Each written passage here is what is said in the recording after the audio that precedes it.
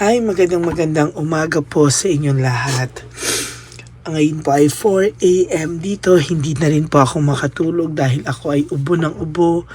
Pasaway po kasi ako sa Mango Graham, ayan, lalo pong ngangati ang aking lalamunan at talaga po ang ubo ko po ay minuto.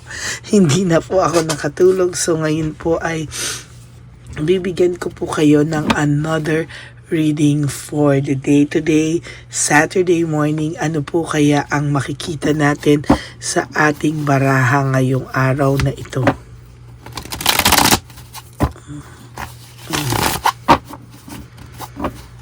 Ayan. Tingnan po natin kung ano po ang makikita natin sa baraha ngayong gabi. Ngayong madaling araw kasi. Ngayon alas 4 ng umaga. Pili po tayo 1, 2, 3, 4, 5, 6, 7, 8, 9, and 10.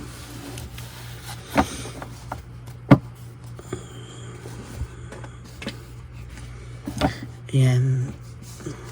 Pili po tayo dito. Mamaya po gagamitan ko kayo ulit ng ating black card. Ayan. Namimiss ko na rin pong gamitin yung ating black card.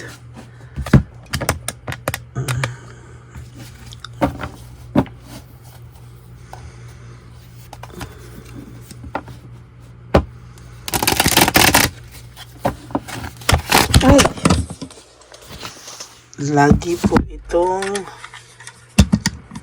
yan. Pasensya na po kayo. Hindi ko na rin po na-edit pag may mga nahuhulog na ganyan. Pasensyahan nyo na lang po.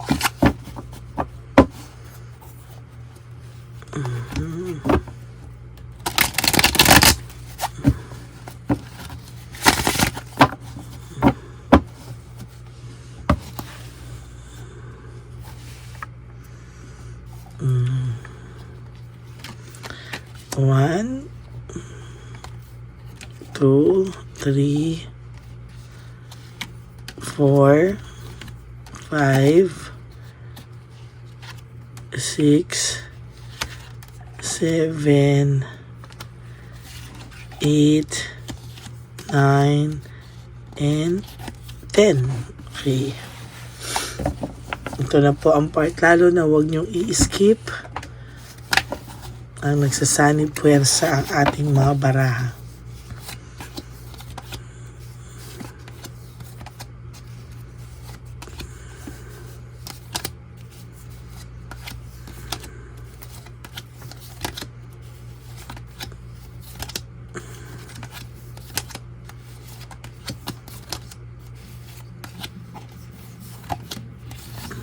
Okay. Ano po kaya ang makikita natin? This is about unity and partnership, no? Sa totoo lang po, ang nakikita ko po dito somehow ay yung unity and partnership po, no? Naiisip niya po yung pinagsamahan nyo. Naiisip niya po kayo as a person. Lagi po ikaw tumatakbo ngayon sa isipan niya at yung naging relasyon nyo, on connection nyo, no? Yung inyong pag-iisa nung araw, yung inyong relationship, naiisip niya po yan. Ayan, no? Kaso po, ginagamitan niya po ng powers niya or kanyang dinodominate niya po yung sarili niyang pakiramdam para hindi po niya ito ikalungkot. Alam mo po sa nakikita ko sa barahan niya at sa energy niya, matamlay po ito nitong mga huling araw at sa totoo lang po, may malalim po itong iniisip, no? Wait ha, parang gusto kong gawing ano yan. Kasi ang pakiramdam ko, para siyang may hindi siya mapakaling iniisip na malalim talaga po, na nagiging matamlay siya because of that thought, no? May malalim siyang iniisip.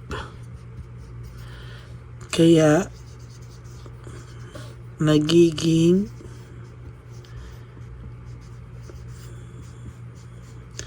matamlay siya.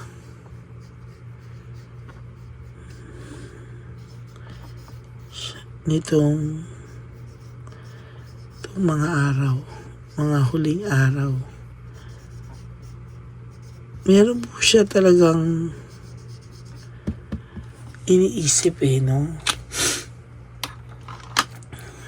Yan. May malalim po siyang iniisip. Yan. Kaya somehow ay talagang iniisip niya po talaga to. No, hindi po siya mapakali, hindi po siya hindi po talaga maalis-alis sa isipan niya ito, no? At sa nakikita ko po talaga ay mahihirapan po siya talaga, no? Sa totoo lang po, to be honest with you, mahihirapan po siyang makarecover dito sa sa sitwasyon niyo. Bakit? Naging maganda rin naman po talaga ang samahan niyo at hindi rin naman po basta-basta ang inyong mga pinagdaanan. Kasensya na po. Ang sipon ko na naman, no? Yan. Hindi niya po makuha pabalik yung control. Talagang sinasabi niya, ano bang nangyayari sa akin? Dati naman, lalaki ako or babae ako. Dati naman, pag kinayawang ko na o umayaw na ako sa isang relasyon ay dire-diretso. Bakit ngayon ay may pag-iisip akong nanggaganap o naiisip ko pa rin siya for whatever reason? Bakit ka daw po niya naiisip na hindi niya po maintindihan?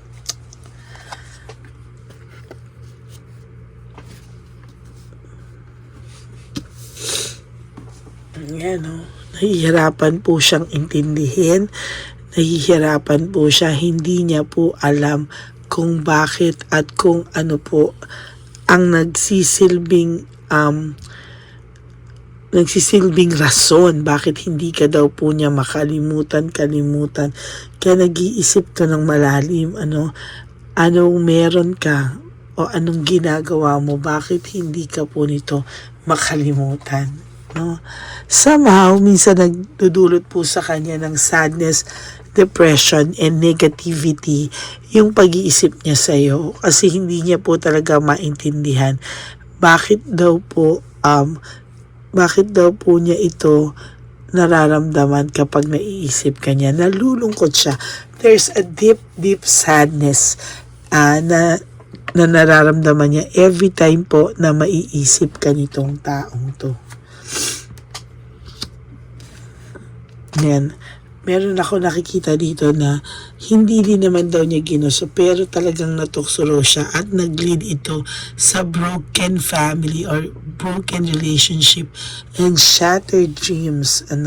Parang ang pakiramdam niya nasa bago na siyang relasyon pero na-stuck pa din po siya sa'yo. No, na bakit ganito? Kaya ngayon po naaano siya sa dalawang bato. Hindi niya po alam kahit po hindi kayo nag-uusap nitong taong to. Matindi po ang niya, matindi po talaga.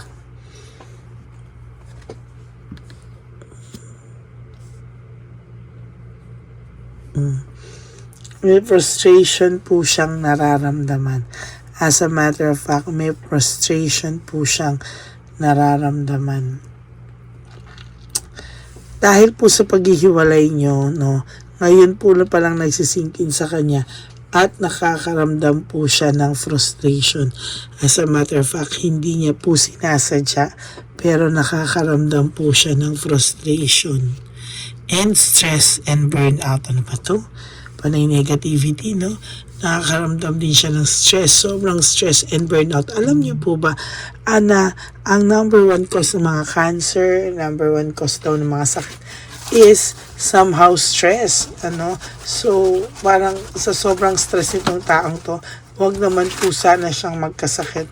Kasi talagang isip po ito ng isip at gulong-gulo po ito, no? Ano sabi mo, kulang pa yun? Grabe ka po, ah. Yan, no, naiisip niyo yung partnership niyo, no?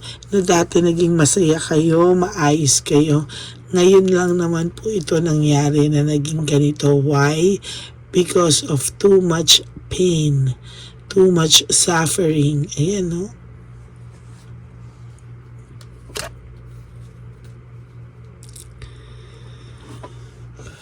Sa nakikita ko po, victory and success to sa'yo. Why?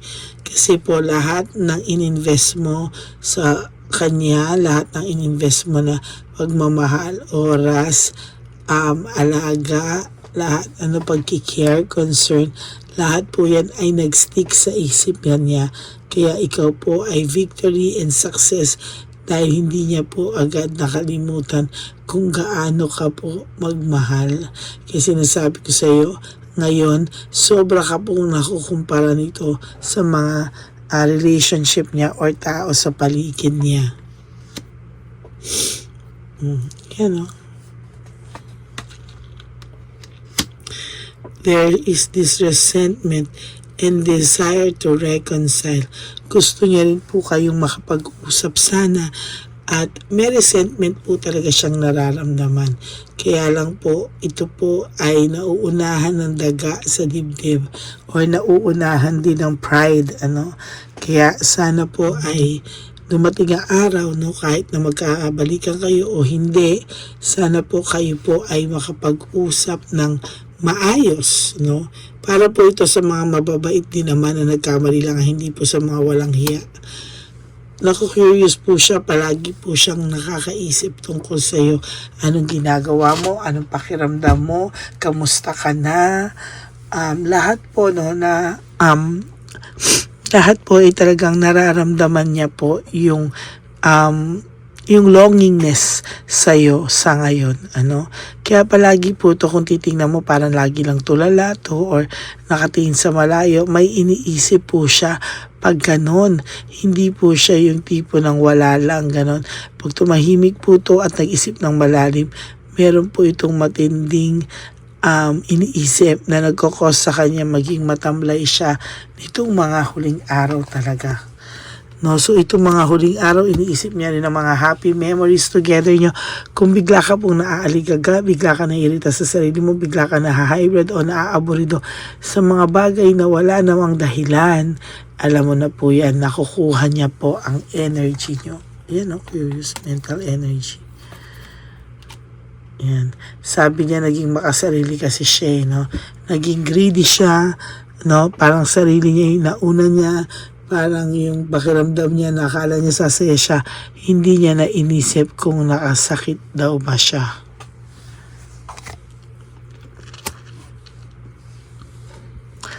Ayan, no? Sa totoo lang po, sa nakikita ko dito, somehow, is meron akong nakikitang paglaban, no? Paglaban ng kanyang nararamdaman ng isip at puso. Naglalaban yung isip at puso niya. Yung puso niya gustong kausapin ka, gustong magpakumbaba, pero yung isip niya, it's a no. No.